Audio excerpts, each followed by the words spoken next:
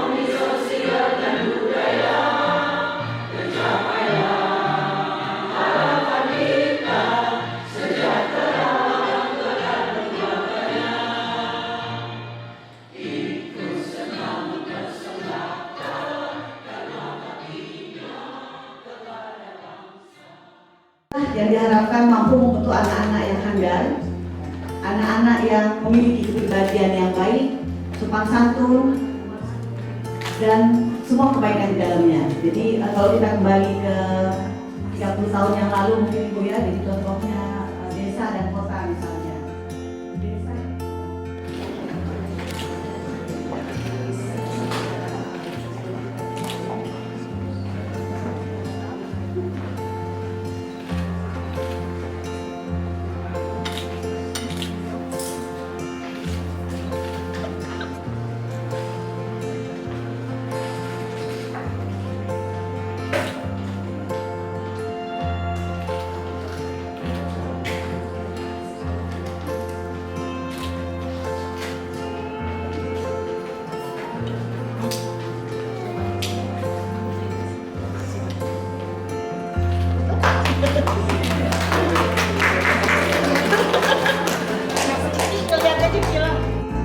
Apalagi ini ada 3 anak, nanti kita mau ceritain dengan mereka ini. Saya mau tanya nih sama anak-anak dulu, kenal nggak sih dengan Laura Anna?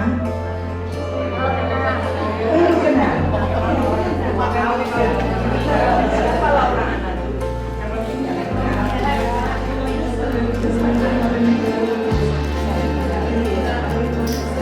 Oh gitu ya, hebatnya yang jawab tadi saya dengar ibu-ibu.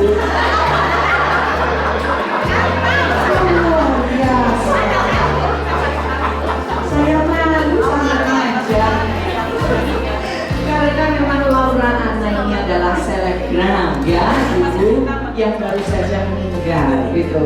Kenapa dia meninggal? Karena dia kecelakaan sama pacarnya yang namanya Gaga.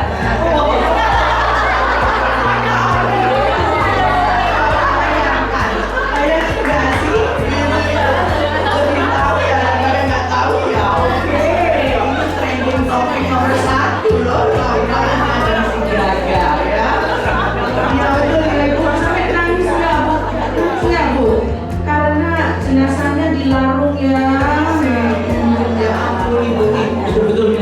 Inilah ya.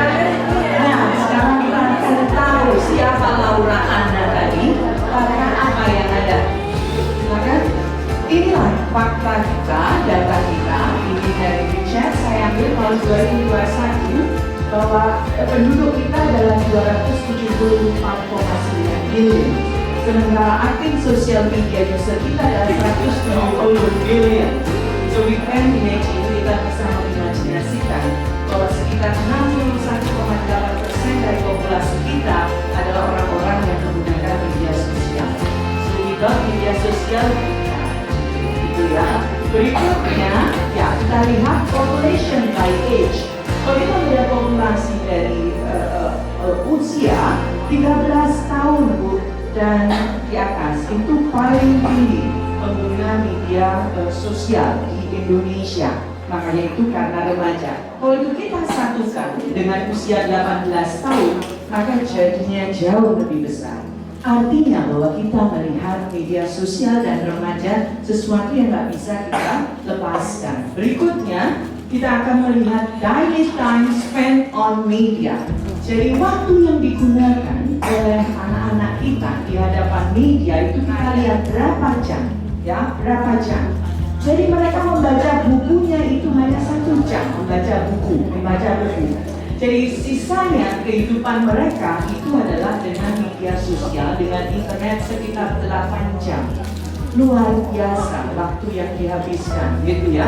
Nah, ibu yang muslim tanya kapan nih sholatnya, gitu ya. Oh kita di situ. Nah ini contoh begitu besarnya waktu yang dipakai oleh, yang dikonsumsi oleh anak-anak kita. Nanti kita tanya sama mereka di sosial media. Mas Umar ini kan sudah kelas 9 ya Mas Umar ya. Apa yang menurut Mas Umar sifat dari ibunya Mas Umar ini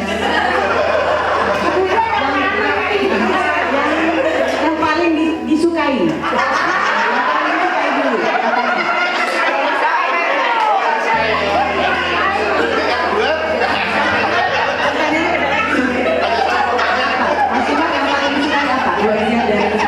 Dari sifatnya, terus dari penjelasannya Profesor Ida tadi, penjelasan dari Ibu Santi, yang betul apa tadi? Yang benar ya, maksudnya disukai.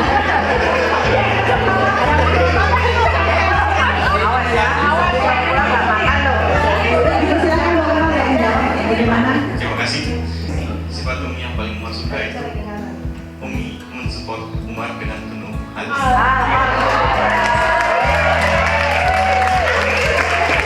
Jadi setiap Umar menghadapi masalah, Umi selalu memberikan Umar sepatah kata yang cukup untuk membuat Umar on dari masalah tersebut. Misalnya bagaimana?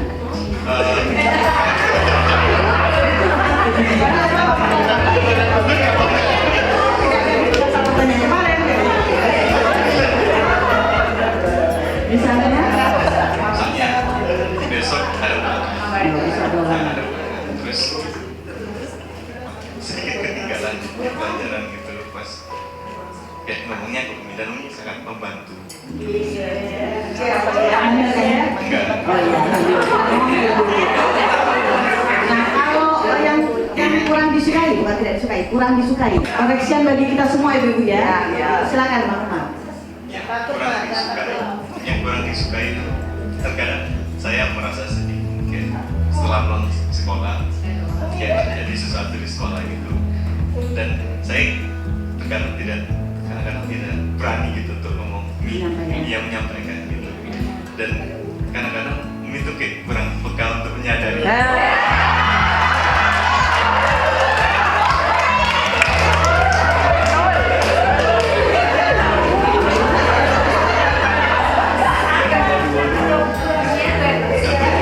Kami catat itu nanti.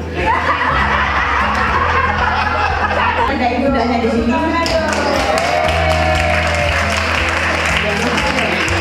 Ini ada mama di sini, mama ya manggilnya. Oh, bunda di sini. Bunda di sini udah luar biasa supportnya. Karena setiap ada kegiatan, maaf bu, saya jemput anak. Ini ibu yang apa ya? Ibu yang hebat pokoknya. Jadi mengedepankan dan memanfaatkan daripada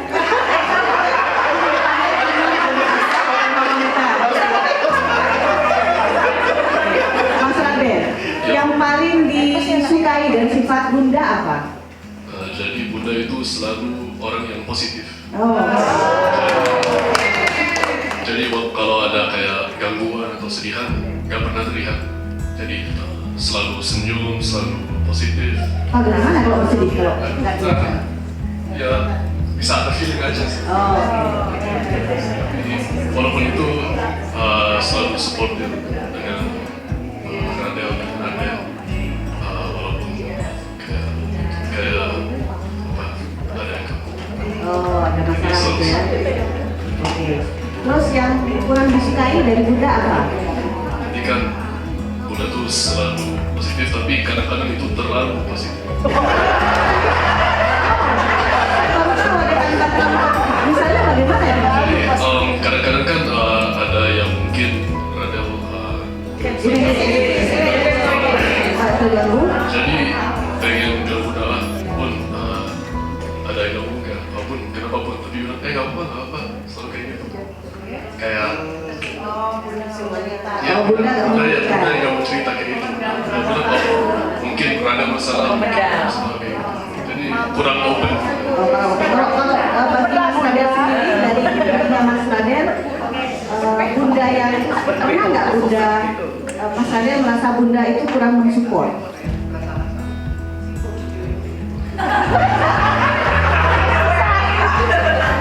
Enggak sih. Selalu seperti Oh, selalu support, alhamdulillah. Terima kasih Mas Radel sudah tinggalkan. Satu hal yang saya suka dari ibu tuh, ibu tuh tahu banyak hal gitu. Jadi, mungkin saya nanya ibu tentang sesuatu, mungkin ibu tidak terlalu familiar dengan topik itu, tapi ibu tuh tahu, just knows what to say. Tahu apa yang harus dilakukan. Nggak harus akademik ya.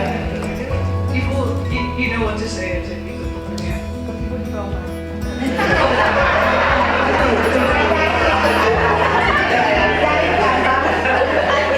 Tapi jadinya in a way itu ibu mungkin tanpa ibu sadar juga dengan ibu ngomong aja gitu, biasanya misalnya aku nanya tentang minta advice, ibu ini mau speech nih bentar lagi mau ngomong apa aja gitu, terus ibu ya habis itu panjang lebar tuh ngomongnya, mungkin ya pasti sekali keluar tapi gak apa-apa ibu, it makes me feel better to know that you're responding to me.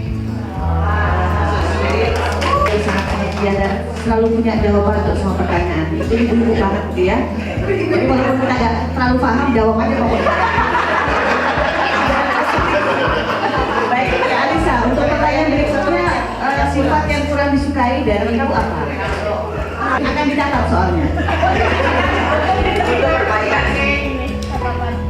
Mungkin satu hal yang kurang ini sebelum, tapi sebelum itu aku rasa ini semacam bukan semacam fenomenon in a way, karena aku kalau melihat teman-teman lain gitu, mereka juga kayak gitu masalahnya.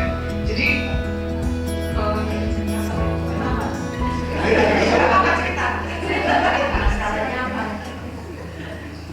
kurang tahu tentang apa yang anaknya lagi hadapi. Saya bilangnya fenomenal karena anak-anaknya ini mungkin ya atau they're going through something gitu, tapi nggak cerita ke ibunya karena buat apa juga gitu, karena kita merasa tanggung jawab kita sendiri gitu, tapi mungkin dengan ibu ada di situ, you're just there gitu, itu that's already helping gitu. Jadi just be there, maybe we will be solving problems on our own, but just you're there. We know you're there, and that's already comfortable for us. That's already comfortable for us. Tapi mungkin ibu tahu masalahnya gitu kayak surface level aja, padahal kalau udah tidur ya mikirin gitu, something like that. Jadi it's the thing where what we choose to tell you is not everything, because kita juga ngerasanya mungkin I don't want to burden you more, but it's okay mungkin mau. Jadi penting untuk kami sampaikan di sini kepada anak-anak kita. Jadi kami, ibu kalian itu selalu hadir untuk kalian. Jadi jangan khawatir untuk mengganggu kami, jangan khawatir untuk mengatakan semua masalah kalian. Silakan. Ya, ibu-ibu kita tanya dari sisi bapak-bapak. Kan mendengarkan dari ibu juga. Kita dengarkan juga pendapatnya bapak-bapak tentang kita, tentang ibu-ibu. Apa sih sebenarnya mereka rasakan? Tadi ada satu kalimat kunci dari Profesor ini, dual role. Jadi yang berdual role itu bukan hanya ibu. Bapak juga harus berdual role. Bapak itu punya peran penting, tapi juga punya peran domestik. Makanya kalau beliau ada pressure untuk datang wanita dengan saya engineering, itu untuk menciptakan ruang karena ada ketersediaan waktu support system. Nah, baru masuk ke support systemnya sekarang. Generasi yang ada itu sebenarnya mau digital dulu, mau digital sekarang. Karena digital itu kan artinya jari. Kalau zaman ibu saya jarinya gini, masih ada digital ini. Tapi sekarang digitalnya digital yang jempol. Tapi intinya sama Bu, peran ibu itu tidak tergantikan. Peran ayah juga tidak tergantikan. Harus bisa menemukan formula yang bisa mengombinasikan antara otak kanan otak kiri sebenarnya kan. Ibu itu mewakili otak kanan, ayah itu mewakili otak kiri. Kalau misalnya otak kanan jadi otak kiri jadi otak kanan, tentunya kurang optimal. Makanya harus fokus dalam investasi. Kalau kami misalnya sebagai bapak akan mensupport ibu untuk menjadi, kalau boleh saya pakai istilah mungkin parochial figure. Jadi nggak banyak info, tapi lebih banyak value. Kalau ibu itu hadir, masuk, karena itu merebahkan dirinya pada ibu. Kalau bapak gitu, karena bapak jadi source of strength. Jadi anak itu kalau ngadu ke bapak, tenang aja. Sebetulnya nggak kena, bapak itu nggak kena. Dalam doa yang tiap malam dia juga disebut. Hanya memang lebih awal doanya, ya Allah pada anak. Jadi memang mulai dari role itu sampai spiritual itu ibu ada di untuk leading avant-garde, sedangkan bapak itu support yang immediate support yang paling penting di immediate dia. Tidak terelakkan ya, jadi kita hidup di era digital, jadi kita tidak bisa keluar dari era digital. Yang saya pengen tanyakan, sewajar apa sih orang tua itu ikut masuk dalam kehidupan digital anak-anak, kehidupan medsosnya mereka. Jadi wajar nggak ya kita tahu passwordnya mereka, gitu kan? Wajar nggak ya kita ngikutin mereka? Biasanya kan di medsos itu kan yang ada di pikirannya mereka ada di medsos semua. Itu semua adalah milik mereka ya. Ya bahkan misalnya kita friends menjadi teman mereka. Kadang saya pernah juga friends sama anak saya di unfriend gitu. Karena juga nggak mau ibunya kepo gitu karena begitu kamu kok pakai bajunya gini gitu kan akhirnya dia unfriend. Karena mereka punya hak juga. Jadi menurut saya kalau kita ingin masuk dengan dunia mereka, karena kita sudah sangat jauh aja. Jadi lebih baik biarkan mereka dengan dunia digitalnya, tapi kita bersama dengan mereka untuk saling berbicara gitu ya. Paling nggak tadi yang saya katakan, Bu Novita tahu misalnya ada hal yang sedang trending di medsos. Coba dicek kalau anaknya nggak trending di situ, oh berarti dia nggak klik gitu kan sama yang ini. Iya. Lalu tanyakan kira-kira apa sih yang trend sama mereka gitu misalnya. Kayak tadi Pak Nanda bilang apa gitu yang ada. Nah kita mencoba untuk memberikan alternatif narasi tadi yang supaya mereka ini juga bisa ke sana-sana gitu. Jadi kita hargai juga privacy mereka gitu ya. Tapi di sisi lain kita jangan lepas. Jadi yang tadi saya katakan kita harus hadir. Hadir itu dalam arti kapanpun mereka membutuhkan dan apapun yang mereka butuhkan kita punya jawaban kepada mereka. Gitu. Baik. Terima kasih banyak.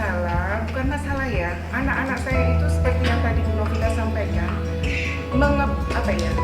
ada Snapchat, semua pakai password. Dan saya merasa saya menyediakan handphone ke anak-anak itu untuk komunikasi antara orang tua dan anak-anak. Terus ada sedikit yang membuat saya galau. Bukannya saya ingin tahu masalah anak, urusan anak, tidak. Tetapi saya ingin tahu bahwa anak saya itu on the line. Dalam artian dia memakai bahasa yang benar.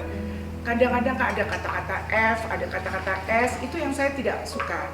Dan saya ingin tahu, hanya pengen melihat apakah kalian menggunakan bahasa yang sopan? Apakah kalian, saya bicara ke anak-anak saya gitu, Mama, I don't want to know your business, you know, that yang private atau apa, but I want to know that you are using the right word, that you are masih dalam jalur kesopanan, ya. Terus hanya itu yang Mami pengen tahu. Tetapi semua jalur komunikasi di handphone itu kalau saya cek semua pakai password, jadi saya tidak ada akses gitu. Saya percaya anak saya gitu, tapi kita sebagai orang tua itu punya tanggung jawab untuk mengkontrol ya, memberi rel yang benar gitu. Jangan sampai gara-gara ada telepon, handphone yang di lock itu, anak-anak ini keluar dari relnya gitu kan, karena kita tetap harus berfungsi sebagai orang tua yang menggait, memberikan betul arahan gitu. Bagaimana ini menghadapi yang seperti Profesor sampaikan bahwa kita tidak perlu tahu semua urusan gitu. Saya hanya ingin peran orang tua tidak putus gara-gara ada password itu gitu. Dan perlu buktinya gitu kan. Kalau kita lihat sendiri kan kita tahu buktinya. Terima kasih banyak. Orang tua itu ingin tahu ya apa yang dilakukan oleh anak kita. Dan kalau kita tahu kita akan kaget, kita akan pingsan apa yang terjadi pada anak kita. Jadi Bu Lolita pasti tahu tentang karakter anak ibu sendiri. Bagaimana anak-anak itu berkomunikasi dengan ibu, itu sudah bisa kelihatan. Jadi kalau anak ibu berkomunikasi dengan ibu baik, percayalah ya, trust them. Mereka itu pasti di luar berkomunikasi dengan baik gitu. Tapi kalau di rumah sudah misalnya ya, kita ngomong ini, bapak mama tuh nggak suka ada gini-gini, tapi kalau dia hush gitu, nah sudah begitu, berarti dia seperti itu. Jadi kita tahu karakter anak kita gitu. Saya sendiri merasakan itu. Jadi ketika kemarin ada di perusahaan anak saya itu ada kayak catering gitu, teman-temannya dia itu memuji anak saya gitu misalnya, oh she's very nice, dia gini. Dalam hati, Masya Allah, Alhamdulillah. Ternyata karena kita tahu dia seperti itu di rumah, jadi saya percaya bahwa dia di luar, dia akan berlaku seperti itu karena kita tidak pernah mengajarkan kepada anak kita sedikit pun kata itu gitu. Tapi kalau kita di rumah biasa swearing, biasa ngomong kasar gitu, goblok lu bisa gitu ya. Biasa seperti itu, ada yang sepele sekali, kadang kita keprocot seperti itu otomatis anak kita kan begitu. Tapi kalau kita nggak pernah sama sekali melakukan itu kayak gimana ya, jengah gitu sendiri untuk ngomong begitu jengah. Jadi jangan khawatir. Tapi kalau nanti Bu Lolita melihat WA-nya, melihat SMS-nya, ingin tahu, malah pingsan karena apa yang ada di dalamnya itu, malah yang di dalamnya itu malah kita tuh nggak ngerti karena dia pakai kata-kata sendiri, kadang itu disingkat-singkat gitu, PSST gitu. Ini apa sih? Gitu kita pengen tahu. Saya pernah gitu ya, sedikit aja gitu, ini apa sih PSSD SM gitu, nggak ngerti gitu ya. Oh iya, karena mereka pakai bahasa mereka sendiri ya yang dipahami itu, jadi kita itu nggak ngerti gitu. Makanya jangan nonton WA atau SMS mereka, nanti kita pingsan karena kita nggak ngerti semua bahasanya, bahasa pelan. Jadi kita yang saya kira. Iya betul. Jadi Bu Lolita untuk penjelasan Profesor Ida mudah-mudahan bisa dimengerti.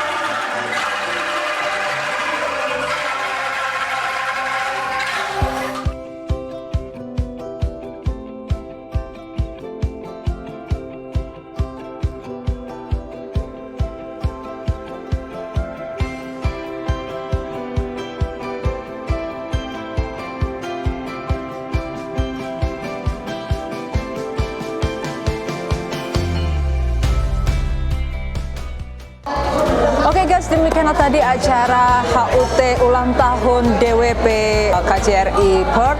Dan thank you very much for watching. Don't forget click like, subscribe, and comment. Thank you very much and bye-bye.